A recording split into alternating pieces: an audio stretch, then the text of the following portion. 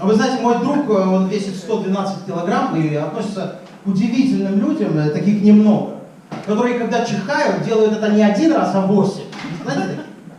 Вот, что его изюминка заключается в том, что он еще помимо этого и подпрыгивает, создавая, конечно, аварийную ситуацию во многих домах. Однажды мы оказались втроем на их маленькой кухне в Бруклине, и он начал чихать и прыгать.